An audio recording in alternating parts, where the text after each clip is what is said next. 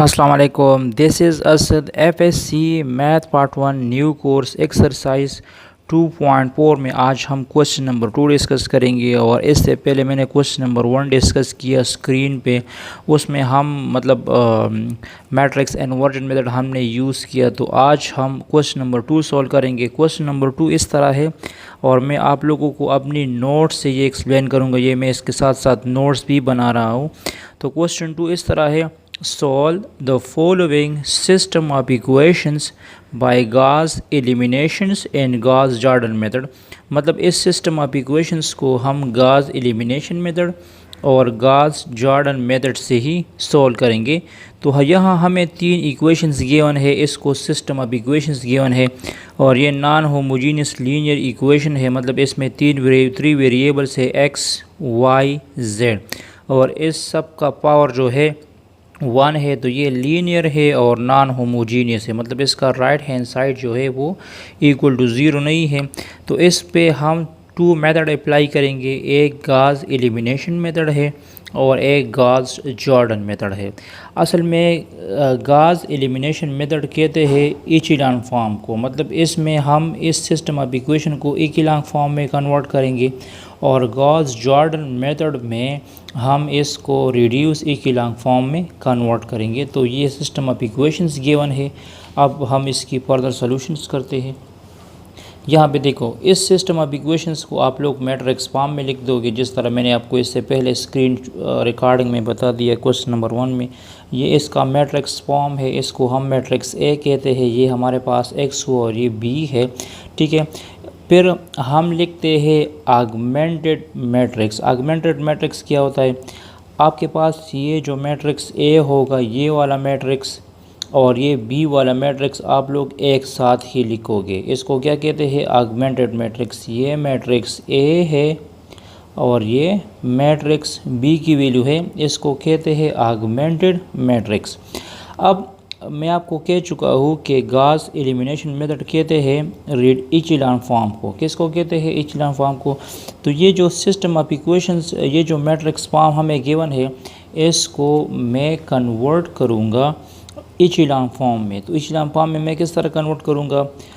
मैं ये जो डायगोनल एलिमेंट्स है, इस डायगोनल के बिलो ये 2, 3 और -2 को मैं ज़ीरो करूँगा। सबसे पहली जो बारी आती है वो इस 2 की है। सबसे पहले मैं इस 2 को ज़ीरो करूँगा। सबसे पहले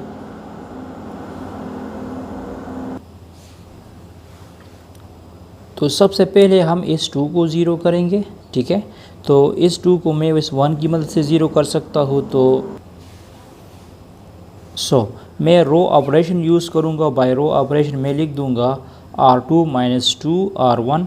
तो मतलब यहाँ पे देखो, यहाँ पे 2 है ना, तो इस 1 के साथ जब मैं 2 को मल्टीप्लाइड करूँगा और फिर इन दोनों को माइनस करूँगा तो ये 0 हो सकता है। तो देखो यहाँ पे आ जाएगा 2 - 2। यहाँ पे ये 2 अपनी जगह पे आ चुका है और इस -1 के साथ भी हम 2 मल्टीप्लाइड करेंगे तो 2 1 = 2। लेकिन यहाँ एक माइनस ये है और एक माइनस ये है, तो माइनस माइनस क्या हो जाएगा? प्लस हो जाएगा, +2 हो जाएगा। ये -1 अपनी जगह पे आ चुका है और इस 4 के साथ भी मैं जब 2 को मल्टीप्लाइड करूँगा तो 2 4 = 8 आ जाएगा, -8 हो जाएगा। यहाँ पे 2 अपनी जगह पे आ जाएगा और इस 4 के साथ मैं 2 को मल्टीप्लाइड करूँगा तो -8 हो जाएगा।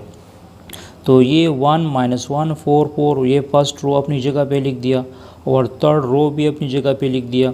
2 - 2 से 0 आएगा, 4 + 2 + 2 से 4 आ जाएगा, -1 - 8 से -9 आ जाएगा और इससे -6 आ जाएगा। अब बारी है इस 3 की। इस 3 को मैं किस तरह ज़ीरो करूँगा? इस तरह भी मैं रो ऑपरेशन यूज़ कर सकता हूँ। मैं लिख सकता हूँ R3 - 3 R1। तो मैं क्या करूँगा? अब इस 1 के साथ 3 को मल्टीप्लाइड करूँगा तो ये हो जाएगा 3 - 3। ये -2 अपनी जगह पे आ चुका है। इस -1 के साथ जब मैं 3 को मल्टीप्लाइड करूँगा तो +3 हो जाएगा। ये 3 अपनी जगह पे आ चुका है और इस 4 के साथ जब 3 को मल्टीप्लाइड करोगे तो -12 हो जाएगा। तो ये हमारे पास आ जाएगा 1 - 1 4 0 4 -9 0 1 -9, ये हो जाएगा। अब देखो, अब इस 1 की बारी है। तो इस 4 की मदद से 1 को हम ज़ीरो नहीं कर सकते, लेकिन 1 की मदद से हम 4 को ज़ीरो कर सकते हैं। तो मैं क्या करूँगा, हम इंटरचेंजिंग करेंगे। मैं इसका इंटरचेंजिंग करूँगा, R2 को मैं इंटरचेंज करूँगा R3 के साथ। देखो फर्स्ट रो मैंने सेम टू सेम लिखा, नो चेंजिंग। यहाँ मैंने R2 को इंटरचेंज किया R3 के साथ, मतलब यहाँ R2 क्या है, 0 4 -9 -6 है। तो इसको मैंने यहाँ पे लिख दिया थर्ड रो में, 0 4 -9 -6। और ये जो थर्ड रो है इसको मैंने सेकंड रो की पोजीशन पे लिखा। ये थर्ड रो मैंने सेकंड रो की पोजीशन में लिख दिया है।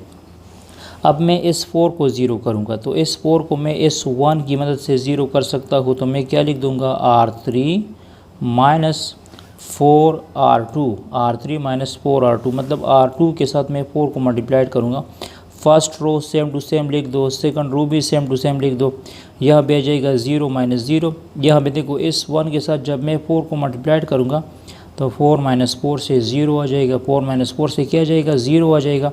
यहाँ पे देखो ये -9 अपनी जगह पे आ चुका है, -9। ये स्टेप किस तरह करना है, ये इस तरह करना है, -9 + 36 आएगा। -9 + 36 किस तरह आएगा, -9 ये वाला लिखा है, और इस -9 के साथ जब आप लोग 4 को मल्टीप्लाइड करोगे तो +36 आएगा। +36 इसलिए आएगा क्योंकि -1 ये है और एक माइनस ये है, तो माइनस माइनस प्लस हो जाएंगे।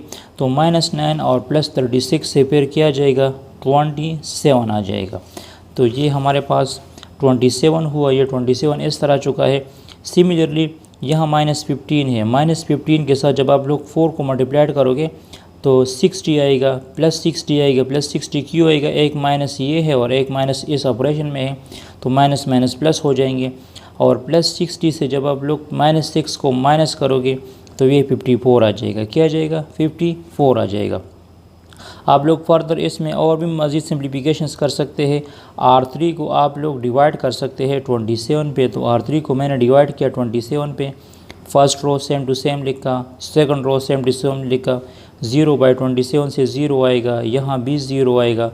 27/27 से 1 आ जाएगा। और 54 को जब आप लोग 2 पे डिवाइड 27 पे डिवाइड करोगे तो 2 आ जाएगा। अब ये कन्वर्ट हुआ इचेलॉन फॉर्म में, ये हमारे पास कन्वर्ट हुआ इचेलॉन फॉर्म में। ये जो डायगोनल एलिमेंट्स है इसके बिलो ये 3 एलिमेंट्स 0 आ चुके हैं, इसके बिलो ये 3 एलिमेंट्स 0 आ चुके हैं। तो इसको कहते हैं इचेलॉन फॉर्म, और इसको कहा जाएगा गाउस एलिमिनेशन मेथड। मतलब गाउस एलिमिनेशन मेथड में आप लोग क्या करोगे, जो सिस्टम ऑफ इक्वेशंस होगा उसको इचेलॉन फॉर्म में कन्वर्ट करोगे। अब देखो, अब मैं यहाँ पे मैंने लिखा है using backward substitutions. Backward substitutions का मतलब क्या है, बैकवर्ड सब्स्टिट्यूशंस का मतलब ये है कि ये जो हमें सिस्टम ऑफ इक्वेशंस, ये जो हमें मैट्रिक्स गिवन है, इसको मैं दोबारा कन्वर्ट करूँगा इक्वेशंस फॉर्म में। लेकिन मैं बैकवर्ड मतलब मैं इक्वेशन स्टार्ट करूँगा बिलो। मैं यहाँ से थर्ड इक्वेशंस लिख दूँगा, यहाँ से सेकंड इक्वेशन लिख दूँगा, फिर यहाँ से फर्स्ट इक्वेशन लिख दूँगा। तो थर्ड इक्वेशन इस तरह है कि ये वैल्यू हम x के लिए लेते हैं, ये वैल्यू हम y के लिए लेते हैं, और ये वैल्यू हम z के लिए लेते हैं। तो इसका जो बैकवर्ड सब्स्टिट्यूशन है वो किस तरह आएगा, मैं लिख दूँगा, मैं इस तरह लिख दूँगा 0.x + 0.y + 1z = 2 0.x + 0.y = 1z = 2। इसको कहते हैं बैकवर्ड सब्स्टिट्यूशन। तो यहाँ पे हम सबसे पहले z की वैल्यू फाइंड करेंगे, तो z हमारे पास आ जाएगा 2। z हमारे पास क्या आ जाएगा, 2 ही आ जाएगा। ठीक है, तो बैकवर्ड सब्स्टिट्यूशन का मतलब ये है कि आप लोग बैक साइड से इक्वेशंस स्टार्ट करो। तो यहाँ देखो, यहाँ पे हमने लिखा है 0.x + 0.y + 1z = 2। तो z की वैल्यू यहाँ आप लोग इजीली फाइंड कर सकते हैं। ये 0 हो जाएगा, ये भी 0 हो जाएगा, तो z आ जाएगा 2। अब दूसरा इक्वेशंस कौन सा है, दूसरा मैट्रिक्स हमारे पास है 0 1 -9 15। इसको भी आप लोग इक्वेशन फॉर्म में लिख दोगे। ये 0.x हो जाएगा, 1.y हो जाएगा, -9z = -15 y हो जाए, -15 आ जाएगा। तो ये क्या बन जाएगा, ये हो जाएगा 0 dot x plus y minus 9z is equal to minus 15। तो आप लोग क्या करो, आप लोग z की वैल्यू यहाँ से निकाल चुके हैं, तो आप लोग इस तरह कर लो कि यहाँ z की वैल्यू पुट करो। तो z की वैल्यू हमारे पास 2 है, तो जब आप लोग 2 पुट करोगे तो माइनस 2 9 ज़ा 18 आ जाएगा, और ये जब कन्वर्ट हो जाएगा राइट साइड पे तो प्लस 18 हो जाएगा, तो y की वैल्यू आ जाएगी 3। y की वैल्यू क्या आ जाएगी 3। अब जो फर्स्ट नंबर पे इक्वेशन है, फर्स्ट नंबर पे हमारे पास ये वाली इक्वेशन है 1 माइनस 1 4 4, तो ये हो जाएगा 1x minus y plus 4z is equal to 4। तो फर्स्ट नंबर पे ये वाला इक्वेशन आ जाता है 1 dot x minus 1 dot y plus 4z is equal to 4। तो आप लोग यहाँ क्या करोगे, यहाँ आप लोग y की वैल्यू पुट करोगे और z की वैल्यू पुट करोगे, तो आपके पास x की वैल्यू आ जाएगी। तो इसको कहते हैं गाज एलिमिनेशन मेथड। मतलब अगर आपको क्वेश्चन दिया जाए कि इसको सॉल्व करो गाज एलिमिनेशन मेथड पे, सिस्टम ऑफ इक्वेशंस दिया जाए कि इसको सॉल्व करो गाज एलिमिनेशन मेथड पे, तो आप लोग उसका आगमेंटेड मैट्रिक्स बनाओगे और आगमेंटेड मैट्रिक्स के बाद उसको कन्वर्ट करना है इचेलॉन फॉर्म में। अब यहाँ पे देखो गाज जॉर्डन मेथड है, गाज जॉर्डन मेथड में जो सिस्टम ऑफ इक्वेशंस होगा उसको आप लोग कन्वर्ट करोगे रिड्यूस इचेलॉन फॉर्म में। किस फॉर्म में कन्वर्ट करोगे, रिड्यूस इचेलॉन फॉर्म में। अगर क्वेश्चंस में डायरेक्ट दिया जाए कि इसको रिड्यूस इचेलॉन फॉर्म में कन्वर्ट करो, तो आप लोग मतलब गाज जॉर्डन पे सॉल्व करो तो आप लोग डायरेक्टली उसको रिड्यूस इचेलॉन फॉर्म तक ले आओगे। यहाँ पे देखो, यहाँ तक ये क्वेश्चन हमने सॉल्व किया है, मतलब इसको हमने कन्वर्ट किया है इचेलॉन फॉर्म में।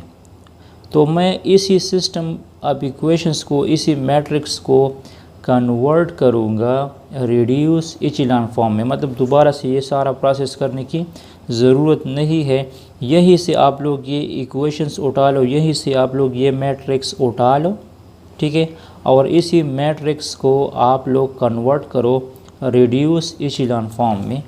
सो वही मैट्रिक्स मैंने दोबारा लिखा है, ठीक है। सो अब बारी है कि मैं ज़ीरो करूँगा किसको, -9 को ज़ीरो कर दूँगा और -5 को ज़ीरो करूँगा। तो -9 को मैं किस तरह ज़ीरो कर सकता हूँ, मैं इस तरह लिख सकता हूँ, मैं लिख सकता हूँ R2 प्लस 9 R3। अब इस -9 और 5 को मैं इस 1 की मदद से ज़ीरो कर सकता हूँ। थर्ड रो मैंने सेम लिखा, ये तो -9 प्लस 9 तो ज़ीरो हो जाएगा। यहाँ पे देखो -18 है और इस 2 को के साथ हमने 9 को मल्टीप्लाइड किया है, 2 9 ज़ा 18, वो ये वाला चुका है, वो हमारे पास ये है। तो अब -15 प्लस 18 से 3 आ चुका है, बाकी मैट्रिक्स हमने सेम टू सेम लिखा है। अब बारी है -5 की, तो मैं -5 को ज़ीरो कर दूंगा। तो -5 को मैं किस तरह ज़ीरो कर सकता हूँ, मैं इस तरह ज़ीरो कर सकता हूँ कि मैं लिख दूंगा R1 प्लस 5 R3। इस R3 के साथ मैं 5 को मल्टीप्लाइड करूँगा और फिर इनको ऐड करूँगा। क्यों ऐड करूँगा, क्योंकि यहाँ पे ऑलरेडी -5 है। तो -5 प्लस 5 से 0 आ जाएगा। यहाँ देखो -11 प्लस 10 से -1 आ जाएगा। तो यहाँ x की वैल्यू -1 आ चुकी है, y की वैल्यू भी 3 आ चुकी है और z की वैल्यू भी 2 आ चुकी है। तो ये याद रखना है कि गाज एलिमिनेशन मेथड से और गाज जॉर्डन मेथड से मतलब जो आंसर आएगा वो एक जैसे होगा, उसका सोल्यूशन या सिस्टम ऑफ सोल्यूशन जो होगा वो एक जैसे।